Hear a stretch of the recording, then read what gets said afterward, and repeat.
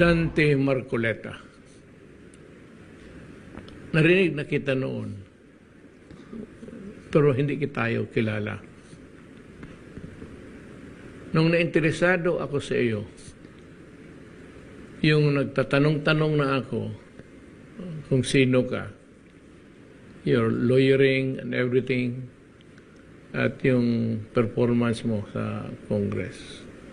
But I was really impressed yung pagdala mo sa kaso ng gobyerno, or at least yung nag-neutral ka man, pero nilabas mo yung totoo. Hindi ka takot sa mga oligarchs, hindi ka takot sa pera nila, at ginawa mong ikaw yung nagsasalita para sa lahat ng gustong sabihin nila, hindi nila masabi at nasabi mo. There are few men, sabihin ko sa iyo, without meaning to offend the rest of the guys there na kung saan tayo napunta at kayo nagtatrabaho. You seldom see committed persons talaga sa trabaho nila. And I was said very much impressed by your behavior, performance, yung sinabi mo sa lahat.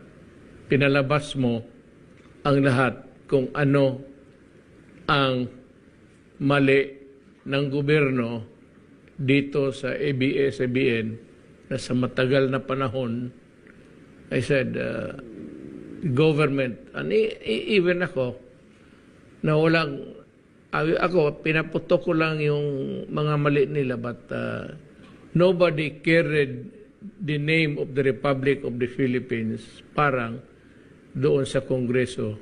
Ikaw yun. And I was very much impressed. So nagtatanong ako, you are a principled man, extremely honest, with integrity.